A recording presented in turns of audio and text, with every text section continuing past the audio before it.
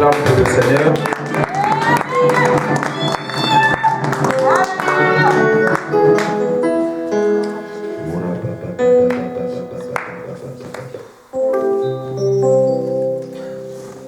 Le Seigneur est 3 fois saint. Le Seigneur est saint. Le Seigneur est 3 fois saint.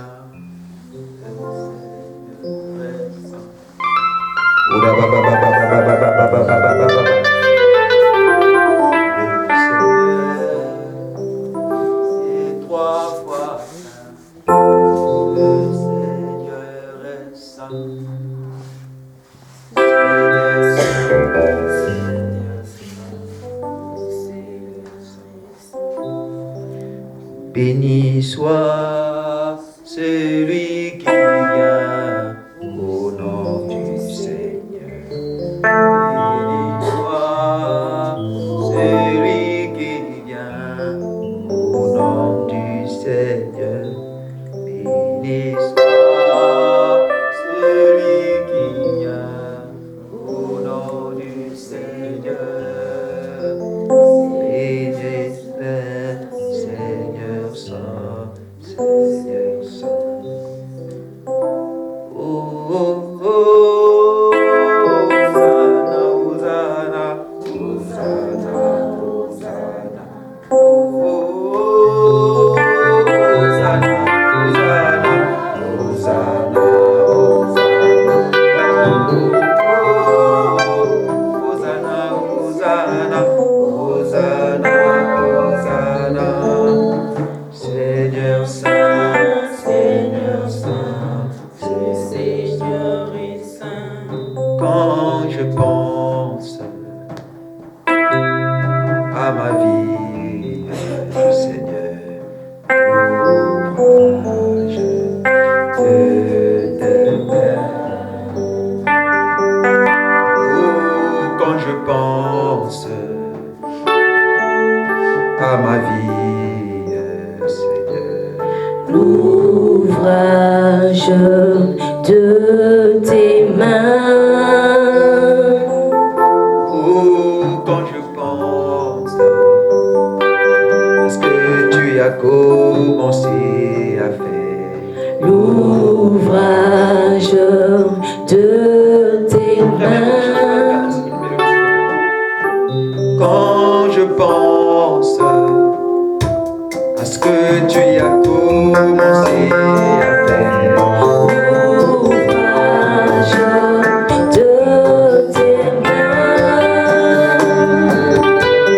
oh, quand je pense à l'œuvre que tu as commencé à faire, l'ouvrage de tes mains. alors mes mains s'élèvent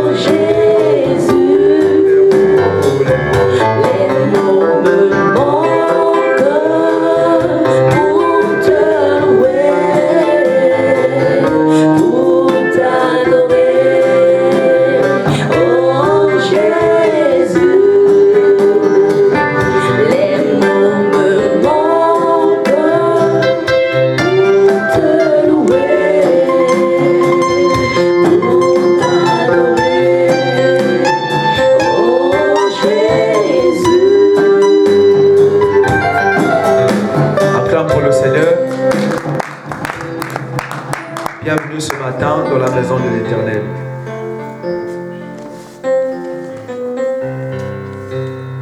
Tu es au bon endroit.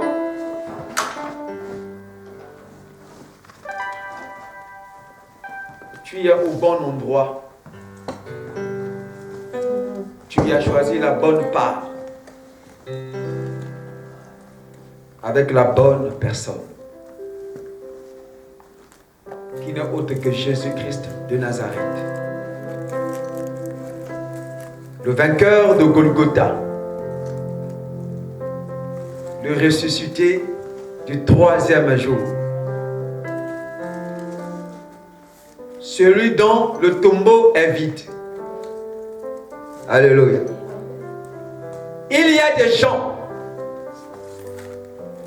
qui ont régné dans ce monde. Il y a des gens qui se sont fait proclamer des dieux.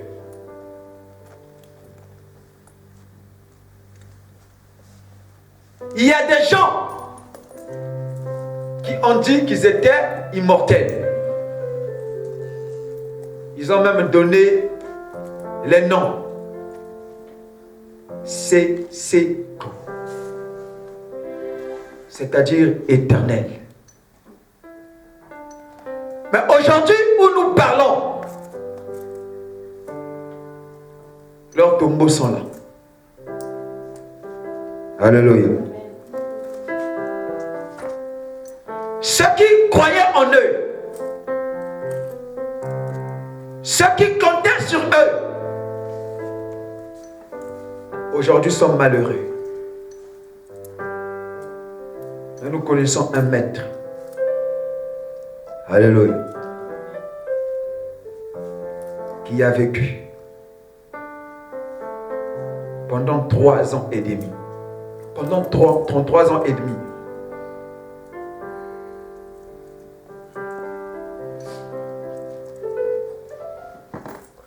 Mais qui a bouleversé le monde. Jusqu'aujourd'hui, il est toujours d'actualité. Alléluia. Même ceux qui sont au service du diable, les disciples de Satan, pour gagner le monde, se déguisent en son nom. Alléluia. Jésus-Christ notre Seigneur. Si les disciples de Satan se déguisent en son nom, ben, c'est qu'ils reconnaissent que Jésus-Christ est vrai. Alléluia. C'est qu'ils reconnaissent son autorité. C'est qu'ils reconnaissent son pouvoir. C'est qu'ils reconnaissent qu'il est vrai.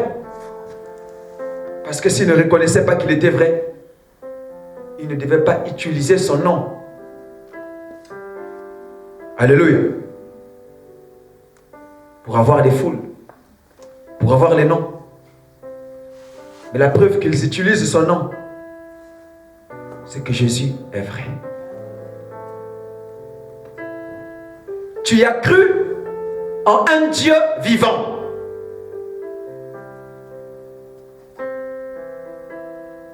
Un Dieu qui est avec toi chaque jour.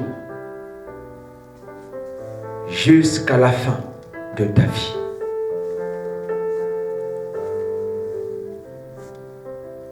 Un Dieu qui va être avec toi jusqu'à dans le tombeau.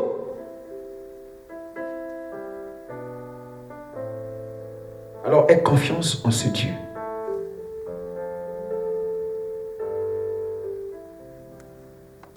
Ne sois pas paniqué par ce que toi tu vois. Ne sois pas troublé par ce que tu vois. Ce que tu vois, ce n'est qu'une réalité.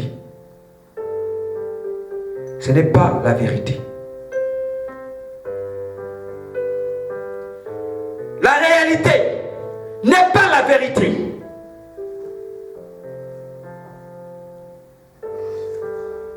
Alléluia. La vérité, c'est ce que Dieu a dit. Ça, c'est la réalité. Alléluia. Mais la vérité, c'est que nous sommes plus que ça.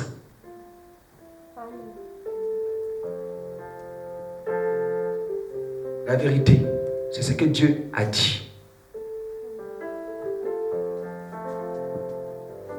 Le secret de la réussite, c'est s'attacher à ce que Dieu a dit. C'est pourquoi l'apôtre Paul dit quelque chose.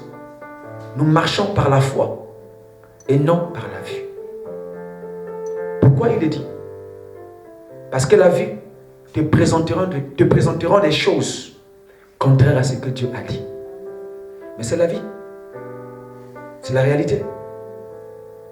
Alléluia. Mais ce n'est pas la vérité.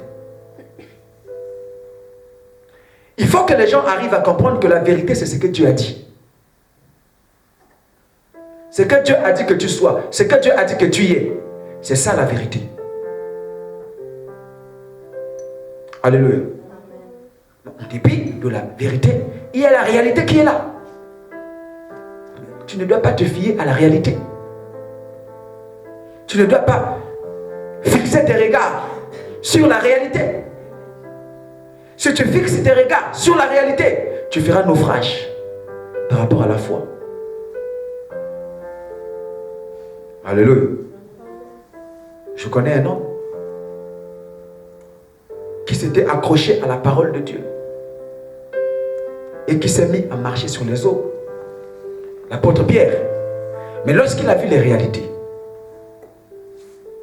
la Bible dit, voyant que le vent était fort, alléluia, il a eu peur. Et quand il a commencé à avoir peur, la parole de Dieu l'a lâché. La parole de Dieu ne fonctionne pas avec la peur. Alléluia. La peur, c'est le plus grand poison qui a le pouvoir, qui a la capacité de nuire à la parole de Dieu. Des fois, il ne faut pas chercher les sorciers. Les sorciers, des fois, c'est nous-mêmes. N'est-il pas écrit ce que je crains? C'est ce qui m'arrive. Job chapitre 3, verset 25. Ce que je crains, c'est ce qui m'arrive. Ce que je redoute, c'est ce qui m'attend. Ça va, maman? Je n'ai ni peur, je n'ai ni paix, je n'ai ni repos, je n'ai ni tranquillité. Le trouble s'est emparé de moi. Quand tu as peur, tu ouvres la porte à l'ennemi. Tu permets à l'ennemi d'avoir l'accès dans ta vie. Alléluia. On lève la pierre. On lève la peur. Que tes yeux soient fixés sur la parole de Dieu. Ma vie dépend de la parole de Dieu. Je suis ce que Dieu a dit. Je reste ce que Dieu a dit. Quelles que soient les circonstances, je suis ce que Dieu a dit et je déclare ce que Dieu a dit avec moi, avec force. La Bible dit, espérant contre toute espérance, Abraham crut qu'il deviendra père d'une grande multitude de nations. Selon ce qui lui a été dit, telle sera ta postérité. Alléluia. De son vivant, il a eu combien d'enfants? 7. Alléluia. Ismaël, Isaac et les 5 autres enfants qu'il a eu avec Ketshura après la mort de Sarah. Mais comment il devait croire qu'avec 7 enfants, il deviendra père d'une grande multitude de nations? Même lorsqu'il a cru, il n'avait pas encore ses enfants là. Il n'avait encore rien. Il n'y avait encore rien. Il avait des symptômes de rien, pas d'enfants. Mais il a cru à la promesse. Alléluia. Il a cru à la promesse. Parce qu'il savait que celui qui a fait la promesse, mais a les capacités aussi de faire quoi? D'accomplir. Quand tu refuses à croire à ce que Dieu a dit, tu veux simplement dire que Dieu n'a pas les capacités d'accomplir sa parole. Donc tu traites Dieu d'un menteur. C'est une insulte. Alléluia. Amen. Est-ce que le nombre que nous sommes ce matin, une vingtaine de gens, ce nombre-là va me paniquer? Rien. Alléluia. Ça ne peut pas me paniquer. Alléluia. Je sais que je reste la plus grande église dans cette ville. Alléluia. Alléluia. Parce que c'est ce que Dieu m'a dit. Je sais que je reste leader, je reste visionnaire. Alléluia. Je sais ce que Dieu m'a dit. Toi, tu es témoin de ces choses. Demain, tu témoigneras ça. Quand nous serons sollicités de par le monde pour aller annoncer la parole, toi, tu seras témoin. Alléluia. Amen. Il faut croire à ce que Dieu a dit. Lève les soucis. Que Dieu te bénisse. Ouvre ta Bible avec moi.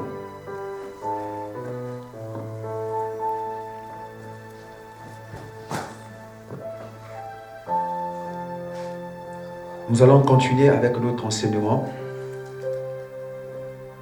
le dimanche passé. C'est ainsi, moi je lirai avec ma version Parole de vie. La sœur Saint-Tiche va lire avec la version Lu Ségan. Nous sommes dans Galates, chapitre 3, le verset 19 à 25.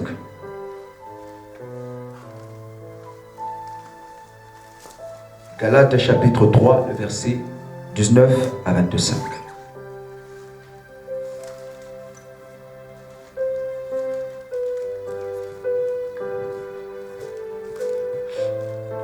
Galates 3, verset 19 à 25. Pourquoi donc la loi? Elle a été donnée ensuite à cause des transgressions, jusqu'à ce que vint la postérité. Un peu fort, pardon. Pourquoi donc la loi? Elle a été donnée ensuite à cause des transgressions, jusqu'à ce que vint la postérité, à qui la promesse avait été faite. Elle a été promulguée par des anges au moyen d'un médiateur. Or, le médiateur n'est pas le médiateur d'un seul, tandis que Dieu est un seul. La loi est-elle donc contre les promesses de Dieu? Loin de là. S'il lui était donné une loi qui pût procurer la vie, la justice viendrait réellement de la loi. Mais l'Écriture a tout renfermé sous le péché, afin que ce qui avait été promis fût donné par la foi en Jésus-Christ à ceux qui croient. Avant que la foi vînt, nous étions enfermés sous la garde de la loi, en vue de la loi de la foi qui devait être révélée. Ainsi, la foi a été comme un pédagogue pour pour nous conduire à Christ, afin que nous fussions justifiés par la foi.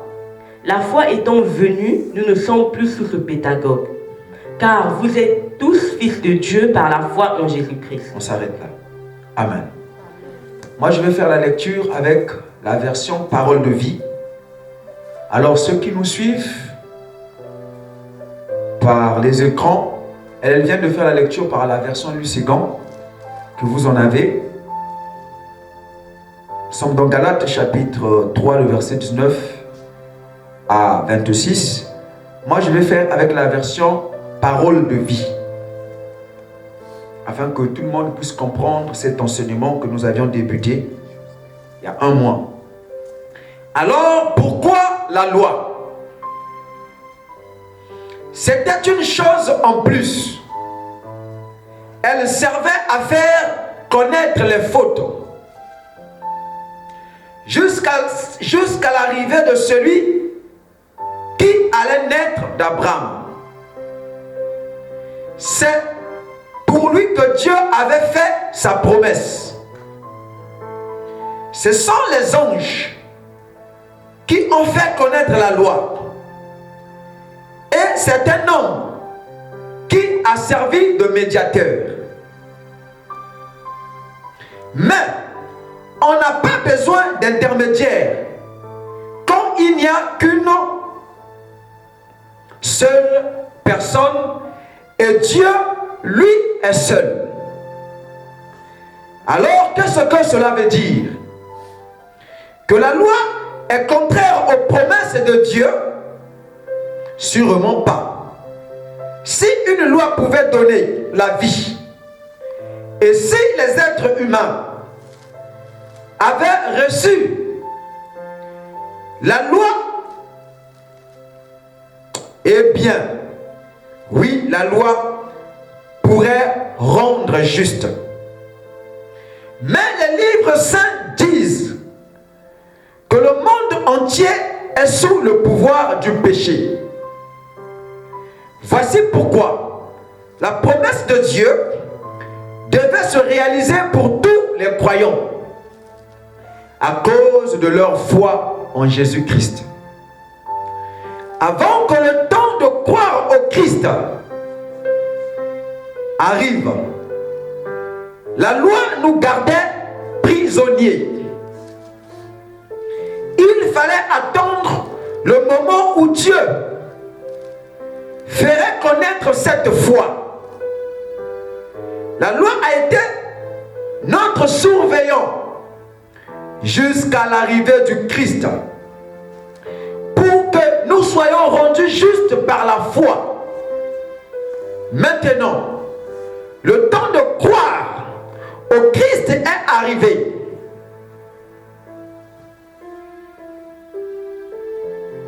Donc, nous ne dépendons plus de ce surveillant. Oui, en croyant au Christ, vous êtes tous fils de Dieu. Amen. Que Dieu bénisse sa parole. On acclame pour le Seigneur.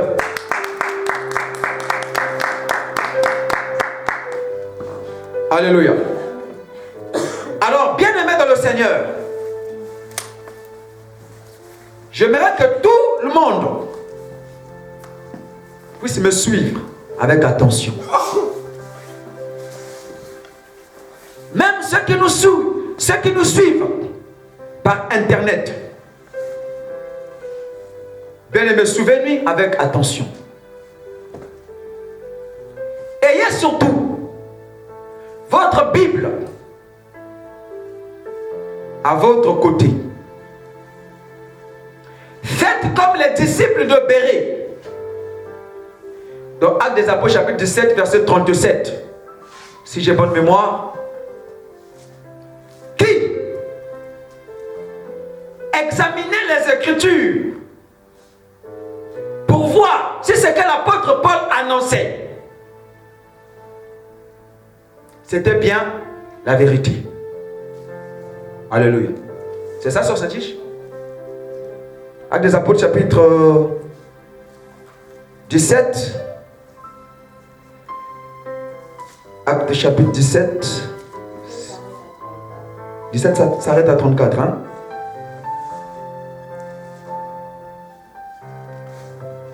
Actes des Apôtres chapitre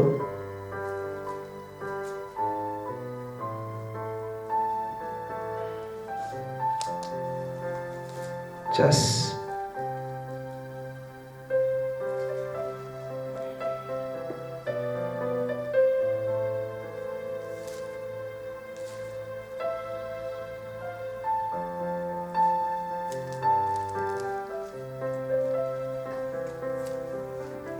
Actes des Apôtres chapitre 16 verset 11.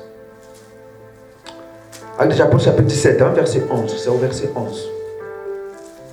Les disciples de Bérée, ils examinaient les Écritures pour voir si ce que Paul disait, si c'était exact ou bien c'était pas exact. Alléluia. Alors j'aimerais que ceux qui me suivent, que l'Église puisse examiner aussi les Écritures pour voir si ce que nous sommes en train d'annoncer, si c'est la vérité ou ce n'est pas la vérité. Alléluia. Mais le problème avec l'humanité, le problème avec l'Église, c'est que vous avez des difficultés de croire même en la parole de Dieu. Alléluia. Ce matin, nous sommes toujours dans la continuité de notre thème abordé depuis un mois. Christ est le mystère de Dieu.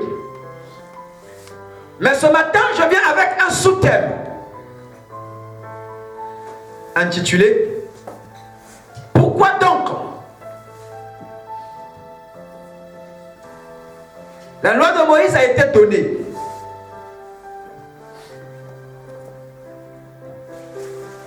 Alléluia. Pourquoi la loi de Moïse a été donnée?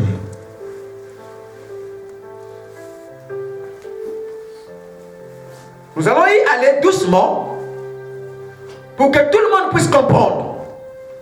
Et ceux qui nous suivent, et ceux qui sont ici à l'église, puissent comprendre ce que nous voulons annoncer. Pourquoi la loi de Moïse a été donnée? Tu n'écris pas? Il faut écrire pour aller relire à la maison. Alléluia. À moins que tu me dises que ta tête est un ordinateur, je comprendrai. Pourquoi la loi de Moïse a été donnée?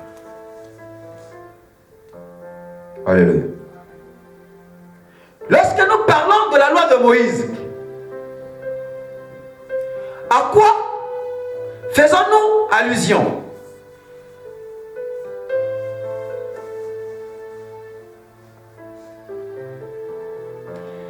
Nous faisons allusion à la Torah, c'est-à-dire les enseignements de Moïse. Et ces enseignements, on peut les répartir en trois catégories,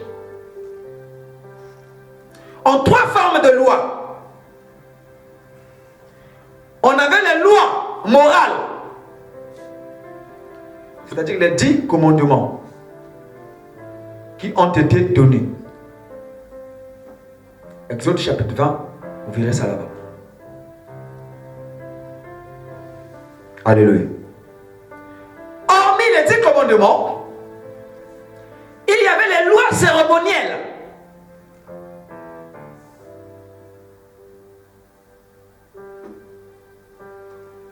Les lois et les ordonnances relatives au culte. Comment le culte devait se dérouler. Comment, après que vous ayez été coupable des 10 commandements, quels sont les sacrifices que vous devriez donner pour le pardon de vos fautes, pour la culpabilité. Alléluia. Et hormis les lois cérémonielles, on avait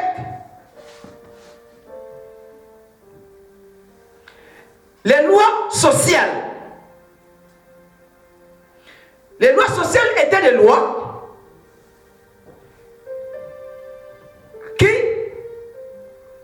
traitaient des questions de la société juive. Alléluia. Comment est-ce que les Juifs devaient se comporter dans la société vis-à-vis des voisins? Alléluia. C'est là qu'on trouve là-bas œil pour œil, dent pour dent, genou pour genou, pied pour pied. Alléluia. Donc, quand on parle de la loi de Moïse, on fait allusion à tout ça. Loi cérémonielle, loi morale, loi sociale. Alléluia. Maintenant, ce matin, nous voulons parler pourquoi ces lois ont été données. Pourquoi la loi de Moïse a été donnée.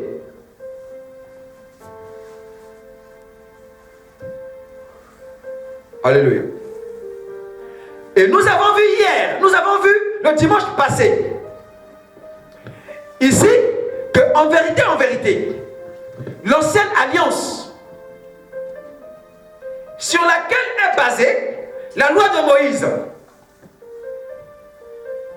n'est pas en vérité la première alliance. Alléluia.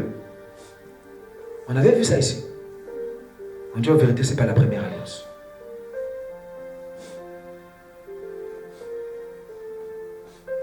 Et la nouvelle alliance que Christ nous a donnée, que Christ est venu manifester,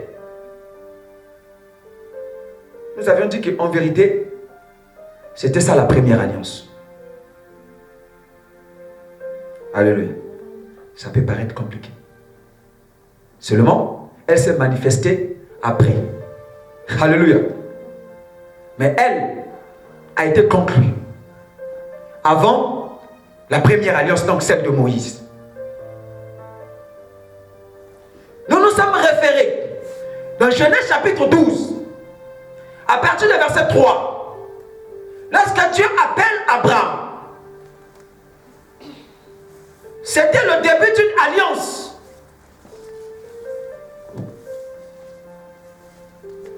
Entre Dieu et l'humanité.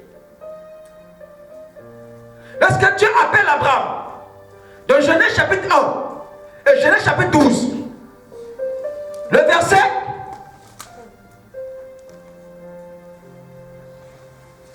3.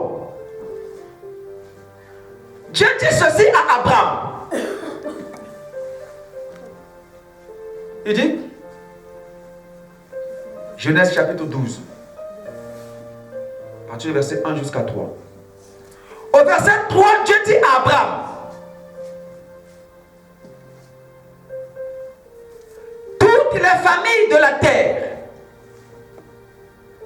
seront bénies en toi. C'est ça, non? Seront bénies par toi. Alléluia. Et on a compris par là que cette alliance que Dieu est en train de faire avec Abraham ne concerne pas en vérité seulement Abraham lui-même. Alléluia. Mais elle concerne aussi toutes les familles de la terre. Donc, c'était le début d'une alliance de Dieu avec toutes les familles de la terre. Et Dieu promet déjà ici que par Abraham, toutes les familles de la terre, donc tous ceux-là qui vivent sur la terre, doivent être bénis. Alléluia. Un peu plus loin, dans Genèse chapitre 22, à partir du verset 16 jusqu'à 18, après que Dieu ait mis Abraham à l'épreuve, en lui demandant Isaac, son fils unique, selon Dieu. Amen. Son unique fils, qu'il a attendu pendant 25 ans.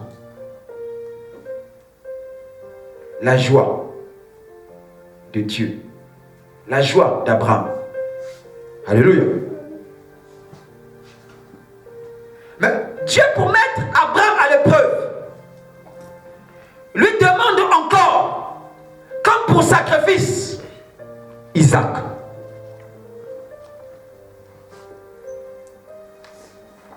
Pour voir jusqu'à qui, jusqu'où l'homme à qui il a traité alliance. Alléluia. L'homme avec qui il a fait alliance, l'homme avec qui?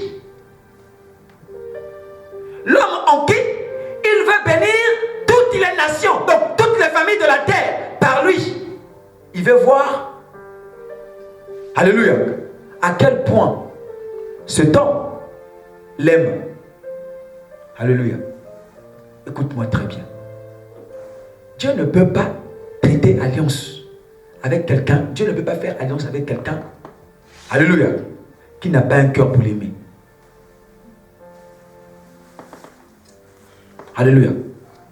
Dieu savait qu'il devait élever Abraham, qu'il devait rendre Abraham gros, que toutes les nations de la terre devaient parler d'Abraham.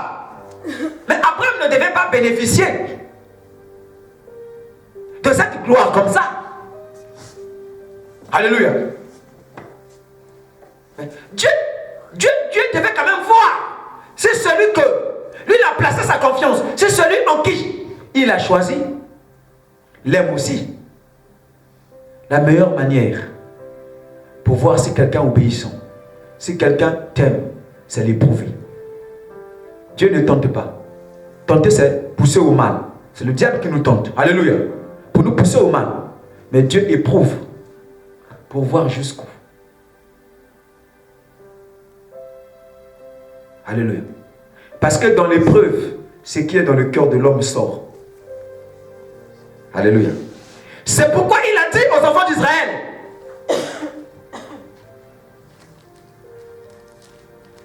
et que tu te souviennes du chemin que l'Éternel, ton Dieu, t'a fait passer dans le désert.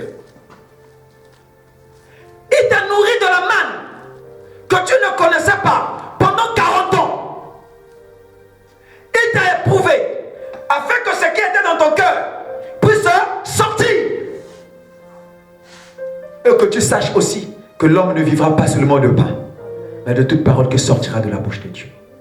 Donc pendant l'épreuve, lors de l'épreuve, ce qui est dans le cœur de quelqu'un sort. Sa vraie nature sort. La vraie nature de quelqu'un n'est pas révélée quand cette personne n'a pas de problème. Mais c'est quand la personne a des problèmes, c'est là qu'on saura s'il aime Dieu ou non. Quand Dieu le prouve, c'est là qu'on saura. S'il va bouder, s'il va commencer à profaner, dire les mauvaises choses contre Dieu. Alléluia. C'était le cas de Job. La Bible dit, il n'a point péché. Même sa femme dit, jusqu'à quand tu demeures dans ton intégrité, maudit Dieu, pour que tu meurs. Oh, femme insensée. Écoute, pour que tu meurs, pas pour qu'on meure. Hein, pour que Job meure. Après, elle va se remarier. Alléluia. Si j'ai une femme comme ça, je te chasse. Je te dis la vérité. Je te mets à la porte. Insensé. Il ne faut pas être comme ça. Job répondit à sa femme. Job répondit à sa femme.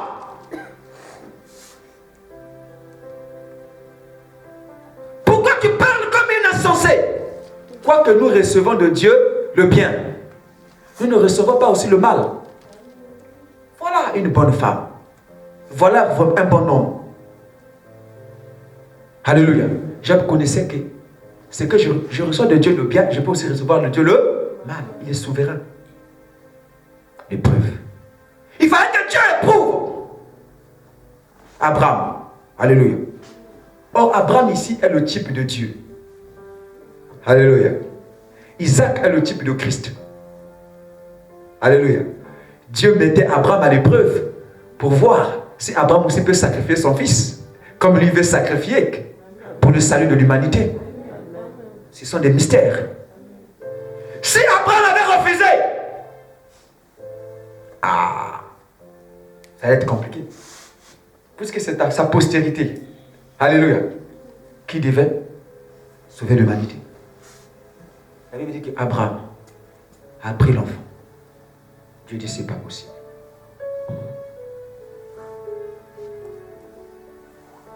Quand il veut tuer l'enfant, il va sacrifier. La voix de l'Éternel fut entendue des cieux. Abraham, Abraham, ne fais pas du mal. J'ai compris maintenant que tu fais quoi? Tu m'aimes. Ça a troublé Dieu. Dieu a commencé à dire n'importe quoi. Il dit, je l'ai juré par moi-même. Un boca. Il connaît un moko. Alléluia. La Bible dit, il ne pouvait pas jurer. Alléluia. Sur une autre chose que sur lui-même. Dieu a pris son âme à témoin. Et, frère, quand Dieu commence à jurer sur son âme, c'est que coûte irrévocable. Alléluia. Il faut que nous poussons Dieu à jurer sur son âme. Dieu ne te demandera jamais des petites choses. Dieu ne te demandera jamais des choses qui n'ont pas de valeur. Alléluia. Tu penses que Dieu veut aller loin avec toi? Après, il va te demander les petites choses. Yeah, mais il va te demander ta vie. C'est là que tu vas voir les gens pleurer. Oh, Seigneur, je n'arrive pas. Prends quelqu'un d'autre. Mais tu vas aller loin avec Dieu. C'est toi qu'on a choisi. Alléluia. Mais attends, c'est un sacrifice. Il faut bien qu'il y ait les gens qui se sacrifient, qui puissent se sacrifier pour que d'autres avancent. Amen. Toi, tu as dormi. Tu as dormi, non? Peut-être 22h jusqu'à 6h. Mais il y en a ici qui n'ont pas dormi. Pour que tu aies un culte agréable. Alléluia. Amen. Mais c'est un sacrifice. Il y en a qui n'ont pas dormi.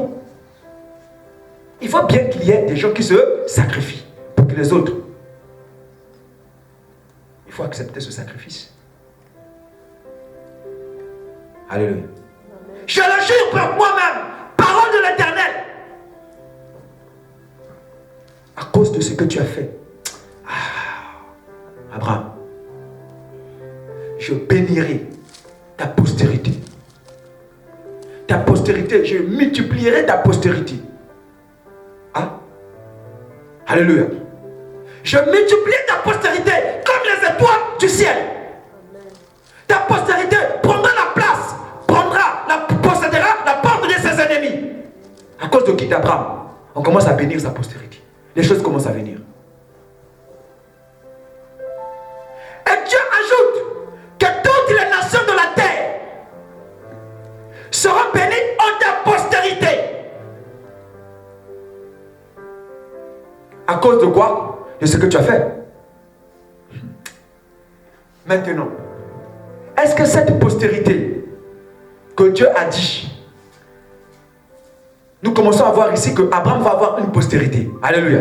Parce que Dieu dit, Dieu a dit, toutes les nations de la terre seront bénies en ta postérité. Donc ta postérité va être la source de bénédiction de toutes les nations de la terre. Alléluia. Et nous avons vu le dimanche passé que cette postérité-là, par qui le monde devait être béni, par qui le monde devait être béni, cette postérité-là n'est pas Israël. Alléluia. Mais c'est Jésus-Christ. Selon Galates chapitre 3 et Galates chapitre 3 verset 16.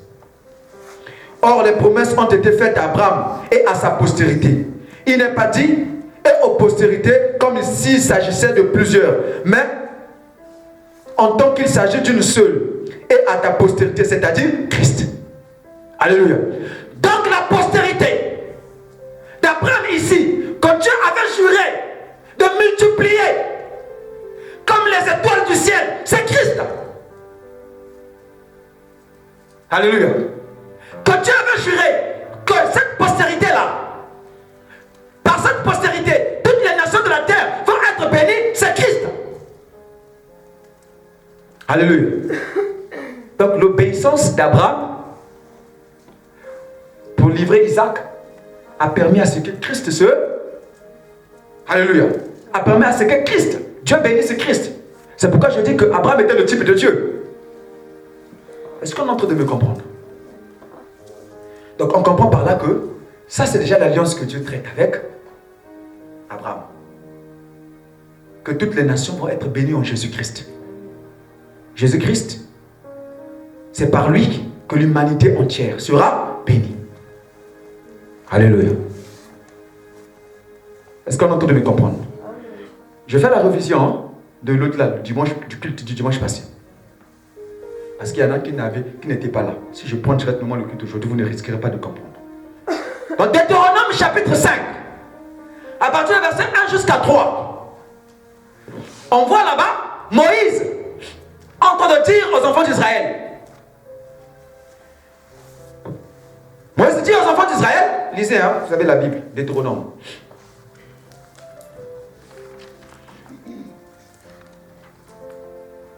Il dit, écoute Israël. Maman, tu peux lire, Deutéronome 3. Verset 1 jusqu'à 3. Moïse convoqua tout Israël et leur dit, écoute Israël, les lois et les ordonnances que je vous fais entendre aujourd'hui. Apprenez-les et mettez-les soigneusement en pratique. L'Éternel notre Dieu a traité avec nous une alliance à Horeb. Ce n'est point avec nos pères que l'Éternel a traité cette alliance. C'est avec nous qui sommes ici aujourd'hui, tous vivants. Amen. Donc on voit ici quand Dieu fait alliance, ici Dieu, Moïse parle aux enfants d'Israël, il dit écoutez Israël. Il parle qui? À Israël. De faire quoi? D'écouter. Il dit vous devez mettre en pratique ces paroles. Alléluia. Cette alliance que Dieu a traitée avec nous à Horeb, ce n'est pas l'alliance que Dieu a fait. Ce n'est pas avec nos pères. Alléluia. Que Dieu a fait cette alliance, c'est avec nous. Donc Moïse reconnaissait que son alliance, l'alliance que Dieu avait faite avec lui à Horeb, ce n'est pas la même alliance que Dieu avait faite à leur père. Alléluia. Ce n'est pas avec leur père. Parce que leur père, Abraham, Isaac et Jacob, n'ont pas vécu sous cette alliance. Alléluia. Donc, l'alliance que Dieu a faite avec leur père concernait la postérité d'Abraham qui devait venir, par qui toutes les nations devaient être bénies. Mais avant que cette postérité n'arrive, Dieu a fait une autre alliance avec Moïse, qui est la loi, basée sur la loi, le commandement et les préceptes. Maintenant, nous allons voir aujourd'hui pourquoi Dieu avait donné cette alliance. Alléluia. Pourquoi cette alliance a été donnée? Dans le texte que nous venons de lire, dans Galates, chapitre 3, le verset 19, Paul est en train de répondre à cette question. Dans ma version parole de Vite, il est dit, Paul dit ceci. Alors, pourquoi l'alliance? Pourquoi la loi? Amen. Pourquoi cette alliance maintenant? C'est une chose en plus. C'est une chose en plus. Donc, ce n'est pas la même. Alléluia. Que celle que Dieu avait traitée avec Abraham. C'est une chose en. Mais pourquoi cette chose en plus? Elle servait à faire connaître les fautes. Jusqu'à l'arrivée de celui qui allait naître d'Abraham. Alléluia. Dans la version Louis II, on dit quoi? Galates chapitre 3. Il faut me suivre, tu prêches avec moi. Il faut être attentif. Galates chapitre 3. Verset 19. Pourquoi donc la loi, elle a été donnée ensuite à cause des transgressions, jusqu'à ce que vint la postérité à qui la promesse avait été faite. Amen. Et dans ma version ici, on dit, elle a été donnée. Elle servait à faire connaître les fautes jusqu'à l'arrivée de celui qui allait naître d'Abraham. Donc on voit ici que la loi a été donnée pour que les gens puissent connaître leurs fautes. Alléluia. Pour qu'ils puissent connaître leurs péchés. Jusqu'à ce que Christ n'arrive. Donc, la postérité d'Abraham, celle qu'on avait promis, par qui les nations devaient venir. Les nations devaient être bénies. Vous comprenez? Donc, la loi n'a pas été donnée pour que les gens soient reconnus juste devant Dieu par rapport à elle. Non. Elle seulement a été donnée pour que les gens puissent reconnaître leurs fautes. Connaître leurs fautes. Alléluia. C'est pourquoi l'apôtre Paul dit quelque chose.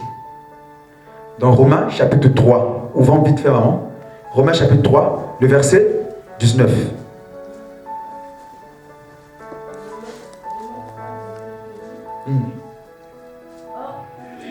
Or, nous savons que tout ce que dit la loi, elle le dit à ceux qui sont sous la loi, afin que toute bouche soit fermée et que tout le monde soit reconnu coupable devant Dieu.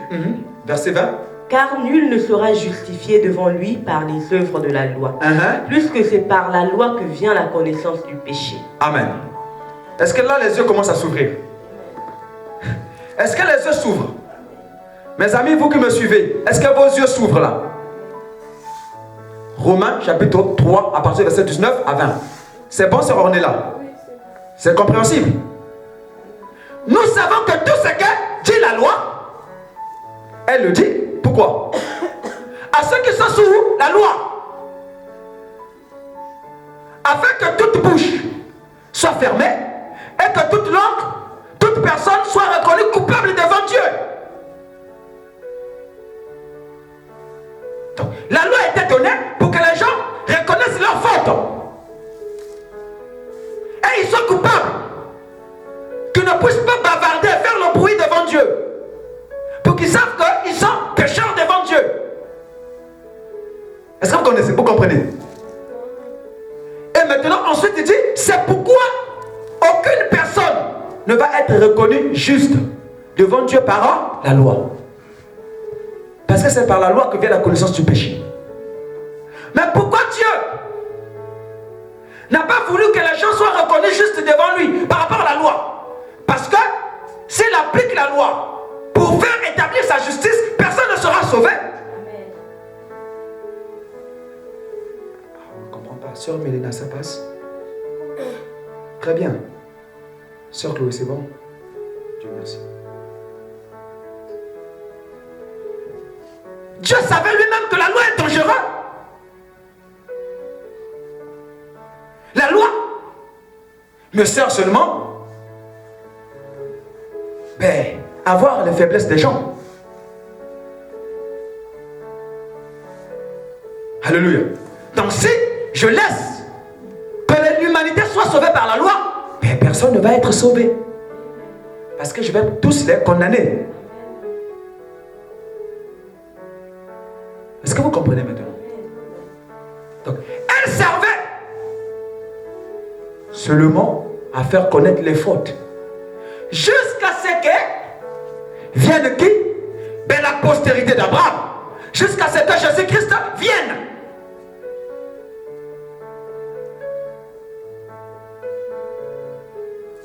On continue. Alors pourquoi la loi? C'était une chose en plus, elle servait à faire connaître les fautes jusqu'à l'arrivée de celui qui allait naître. C'est pour lui, donc jusqu'à l'arrivée de celui qui allait naître d'Abraham. Là-bas on a dit la postérité d'Abraham. C'est pour lui que Dieu avait fait, c'est pour lui que Dieu avait fait sa promesse. Donc c'est pour qui? La postérité d'Abraham. C'est pour Jésus que Dieu avait fait sa promesse. Dieu n'avait pas fait sa promesse pour la loi. Alléluia. La preuve, dans la loi, il n'est pas dit là-bas que les nations de la terre devaient être bénies.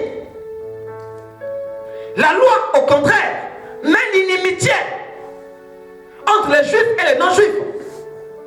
Ne permet pas aux non-juifs de rester avec les juifs, ne permet pas aux juifs de rester avec les non-juifs. Pourquoi? Parce qu'elle concernait seulement les juifs. Elle n'était pas pour les nations que nous sommes. Donc les païens, peuple non-juif.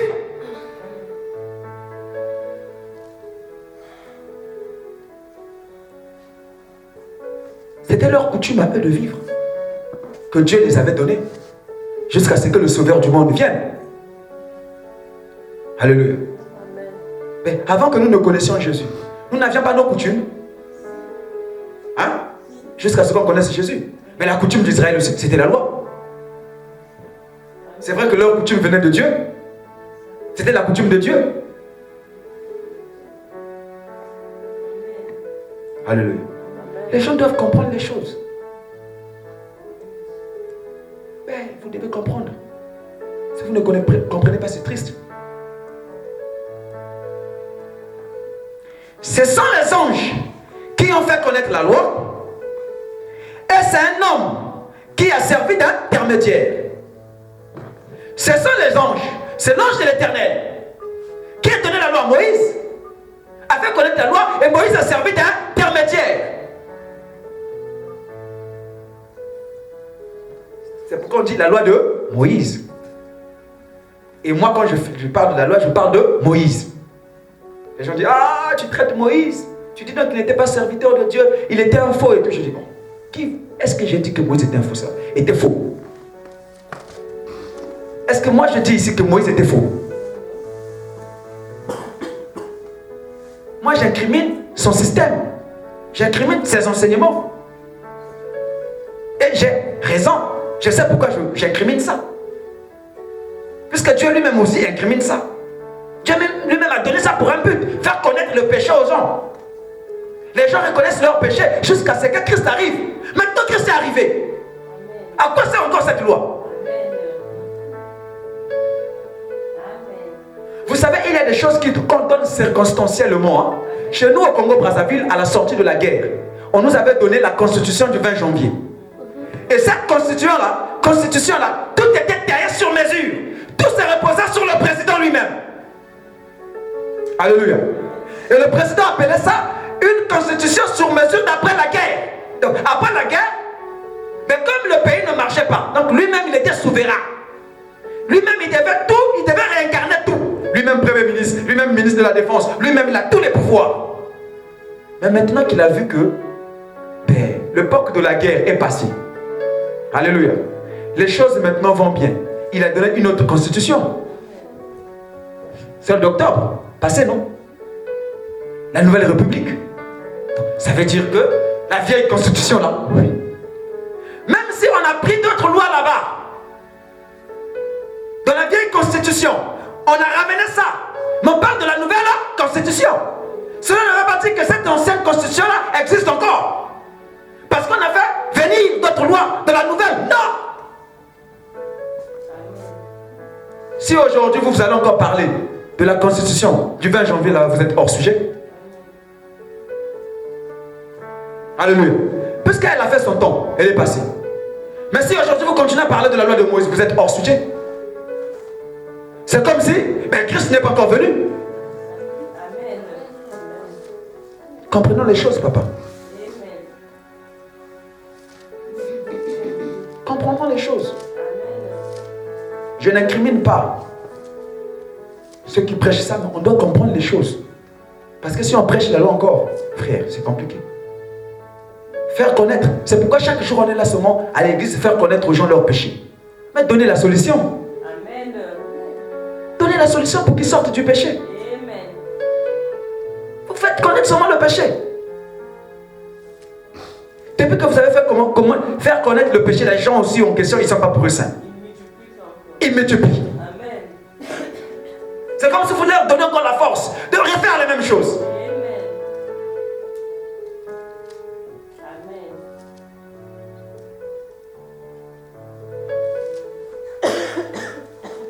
Elle a été promulguée par les anges, par l'intermédiaire d'un homme, mais on n'a pas besoin d'intermédiaire quand il n'y a qu'une seule personne. Et Dieu lui est seul. Alors qu'est-ce que cela veut dire? Que la loi est contraire à la promesse, loin de moi, sûrement. Si une loi pouvait donner la vie, le verset 22 nous intéresse, mais les livres saints disent que le monde entier est sous le pouvoir du péché. Voici pourquoi la promesse de Dieu devait se réaliser pour tous les croyants à cause de leur foi en Jésus-Christ. Avant que le temps de croire au Christ arrive, la loi nous gardait prisonniers. Amen. Le verset 23, ça c'est chez moi ici. Maman, essaie de lire chez toi là-bas. Verset 23.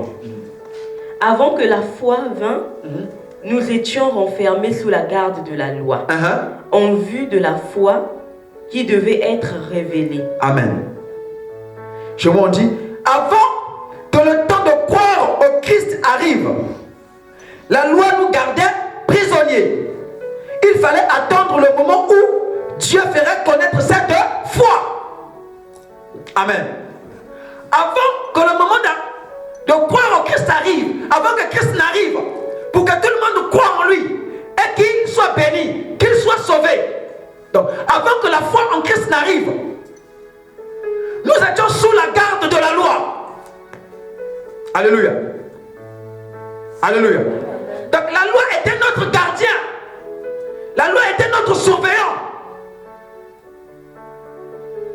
Or, quelqu'un qu'on surveille, c'est quelqu'un qui n'est pas libre. Hein? Alléluia. Ici, dans la version parole de Dieu dit, la loi nous gardait prisonniers. Or, un prisonnier n'a pas de liberté. Alléluia. C'est pourquoi la loi de Moïse, c'est la servitude. C'est la prison. Il n'y a pas de liberté là-bas. Tu ne dois pas faire ceci, tu ne dois pas manger ceci, toi tu ne dois pas... Frère. Alléluia. C'est pourquoi un jour, dans Jean chapitre 8, à partir du verset 31 jusqu'à 32, la Bible dit que le Seigneur Jésus, il annonçait l'évangile. Les Juifs qui avaient cru à l'évangile, lui dire, il dit aux Juifs qui avaient cru à l'évangile, que si vous gardez ma parole, si vous demeurez dans ma parole, vous serez réellement mes disciples. Alléluia. Si vous demeurez dans ma parole, vous serez réellement mes disciples. Donc, disciple de Christ équivaut à demeurer à sa parole, dans sa parole. Vous connaîtrez la vérité vous rendra libre. Les Juifs ont réagi. Oh, nous sommes de la postérité d'Abraham. Alléluia. Comment dis-tu? Nous deviendrons libres. Nous ne fûmes jamais esclaves. Alléluia. Or, ils ne savent pas qu'ils étaient esclaves de Moïse. Ils étaient esclaves de la loi de Moïse. Bon, laisse-moi rectifier. Parce que si je dis esclaves de Moïse, il y a des gens qui boudent. Amen. Bon. Ils ne savent pas qu'ils étaient esclaves de la loi de Moïse. Ils n'étaient pas libres.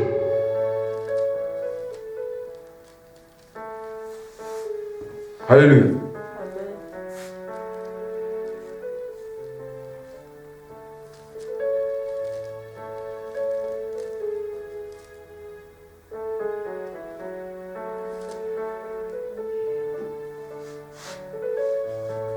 Nous étions sous la garde.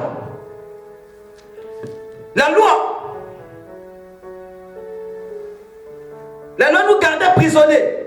Il fallait attendre le moment où Dieu ferait connaître sa foi. Il fallait attendre que le Christ arrive. Donc la loi gardait les gens, surveillait les gens.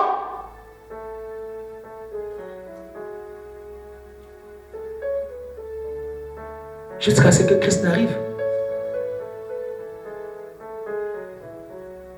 Verset 24. La loi a été notre surveillant jusqu'à l'arrivée de Christ, pour que nous soyons rendus justes par la foi. Voilà. Maman, lis avec ta version. Ainsi la loi a été donnée comme... Version 23. Verset 23. Verset 24. Hein? 24 ans. Ainsi la loi a été donnée comme un pédagogue pour nous conduire à Christ, afin que nous fussions justifiés par la foi. Amen. La loi était comme un pédagogue.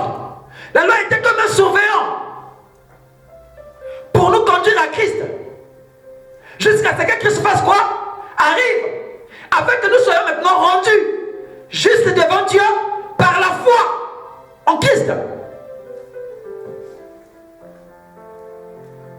Tous ici, on a été à l'école primaire, non? Là-bas, on avait des surveillants, des pédagogues. Mais les pédagogues sont des accusateurs. Alléluia. Les surveillants. Tu sais seulement que ton père a quelque chose. Mais tu t'es informé. Ton père est informé de tout. Des fois, papa même, il se fâche, il dit, mais vraiment ce surveillant, parce que je lui ai dit de surveiller mon enfant. Il commence à tout moment. Il a fait ceci, crie, papa, tu me saoules aussi. C'est ce que Moïse faisait à tout moment. Ils ont péché. Ils ont péché. Jean chapitre 5, verset 45. Lisez ça d'abord. Jean chapitre 5. Moïse a joué le rôle d'accusateur, vous ne savez pas ça? 45, maman. Jean 5, verset 45 nous dit, ne pensez pas que moi, je vous accuserai devant le Père. Celui qui vous accuse, c'est Moïse en qui vous avez mis votre espérance. Amen. Alléluia. Ne pensez pas